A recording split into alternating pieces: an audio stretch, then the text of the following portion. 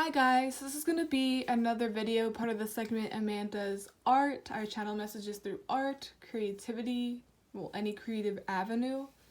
And before I get started on the message, I wanted to talk about how this is a method, or part of the method, that I came up with through experimentation a few years back. I've even posted it on my channel, like channeling messages with shapes. And basically I just channel from scratch and see what comes together, and like this one is so cool to me. So some of the previous names and pieces I've done in the past are, well, one of them was called The Shape, and I called it that because it started to look like Michael Myers, or like a Michael Myers poster, and usually he was called The Shape, so that was pretty ironic, pretty weird. Another one was called You Shape Your Reality because the person's right in the middle and then there's flowers blooming everywhere around her. So I see that as kind of like manifestation.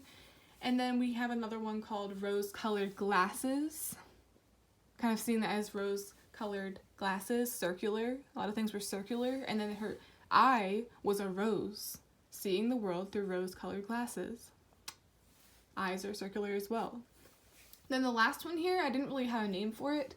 But the first thing that came to me was Circuit City, or Circular City. It just has this like industrial feel to it. And then there's a parrot on the side. There's just so much chaos going on. Should I call it Chaotic City? I don't know, but you get the picture. It's just something I came up with, my own little method. I realized I love doing it ever since I started, and then this is another one. The name of this drawing, or the name of this message, is Breaking the Gender Barrier, aka breaking the pattern, or breaking the gender pattern. As you can see, there's lots of shapes on this drawing as well. First and foremost, the blue here symbolizes feminine energy. The oranges, the reds, all those pretty saturated colors, you can even see it in the temple over here, represents masculine energy. And what's pretty cool is we have both in one person.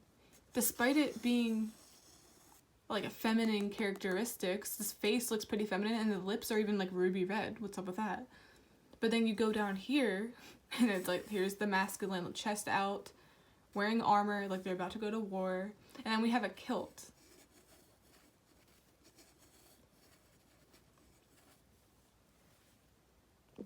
Gender barriers even apply to looks. The way you carry yourself, your gender, your identity. It's like, I'm a man, but I like to cross-dress, I like to do this. I'm all for anything. I feel like everyone should be able to express themselves the way they want to. I feel like that's a big gist of this reading. And speaking of gist, there's something here about Mulan. This isn't entirely about Mulan, but it has similarities. She left to protect the armor, to protect her father. She also knew at heart she wasn't meant to be what was expected of her as a woman.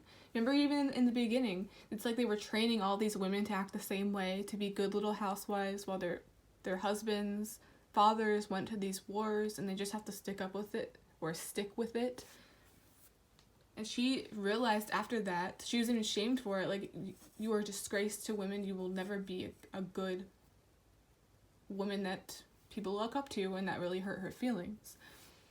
And back to her father. So she left to protect her father because he was in no shape, no pun intended, to fight this war. He was going to either get killed or hurt himself. So she left secretly in the night. Seeing these bars here resembled no going back, because there was even a point in that movie where he said, if I go find her, if I reveal her identity, they will kill her. They will hurt her. So it's like you almost have to conceal it. She was disguised. She was a woman disguised as a man throughout the entire movie. They had no idea until the very end. And they were very angry with her, but they didn't kill her because they sort of bonded with her. And then by the end, they all meted under this cherry blossom tree. Cherry blossom is also a part of Japanese or Chinese culture. It might be both, I'm not sure there. And it ended on a good note. Same bridge here symbolizes travel, distance from home, leaving home to help your loved ones. I'm also really drawn to how the panda here, which is also something about Chinese ancestry, Chinese culture, for some reason that's heavily aspected here. It's half feminine energy, like I said, and then half masculine. And apparently pandas symbolize gentleness and strength because they rarely attack or anything. It also reminds me of how women don't typically fight wars. Women are typically resting in their feminine energy. They're not expected to be like aggressive and out there. But who says you can't be both? It's like she was a woman disguised as a man. She was a woman, yet she liked to partake in certain things that maybe you would consider her a tomboy or out there, but who cares? I'm also really drawn to hear how this branch is almost looks like it's full, but then this one has nothing on it. Almost like it's the change of a season. The season is over. Staying undercover, trying to hide who you really are, isn't going to last much longer. Because just like Mulan was discovered, I feel like you're going to be discovered too, and it won't be as bad as you think it will. Because you're just wasting your life away if you're not expressing yourself the way you want to. You know, on the sides here is bamboo. And then I really like how the quilt or the kilt kind of like mixes in with it too. That's what I mean by optical illusion. This is crazy. And then here's a belt.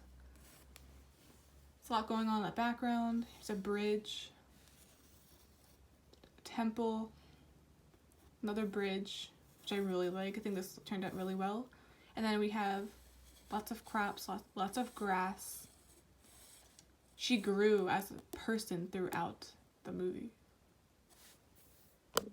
Also, just like Mulan had her ancestors send Mushu the dragon, another ancestor, and dragons are also part of Chinese culture, sent him off with her to protect her and aid her on this task because they knew she needed protection because she was doing something very risky. She was doing something against the grain. She was breaking the gender barrier. She said, no, even though my culture says this, I don't want to do that. That's could be what this is too. I don't know why Chinese culture is being highlighted, but maybe you're a part of a different culture and you feel like you have to be a good little woman or a perfect man. Like I have to fight in wars, I have to be strong, but you really just want to be maybe on the feminine side. Who cares? You don't have to limit yourself anymore. And I feel like your culture has a lot to do with it. It's like a very strict culture. I'm almost getting like a strict dress code. And you really want to experiment with something else. It's just not doing anything for you. You're not in like your authentic form or authentic shape.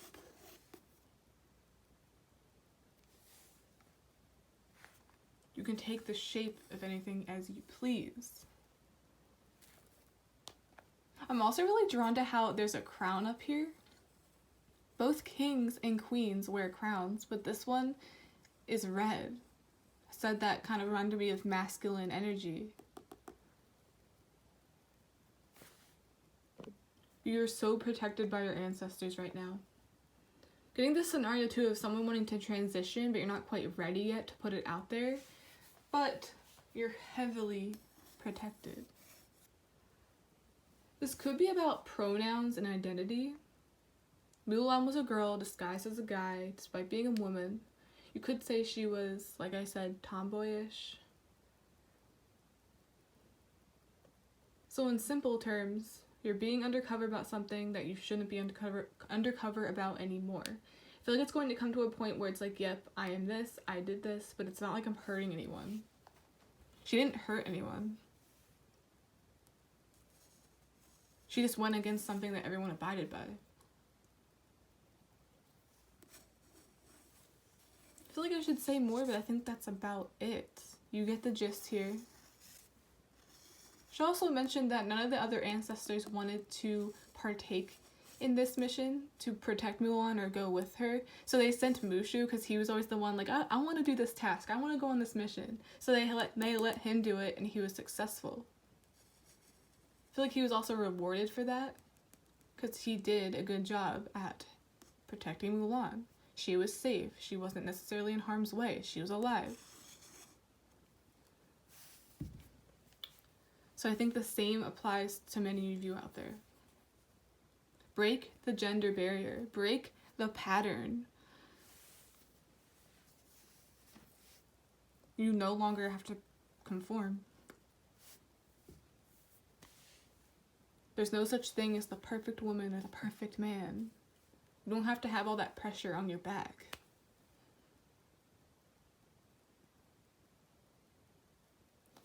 Okay guys, that's the end of this channeled drawing, part of the segment or method I came up with where I channel messages with shapes. I really hope you enjoyed it. I really hope you understood what I was trying to convey, because it's very important. I feel like this is one of those deeper drawings.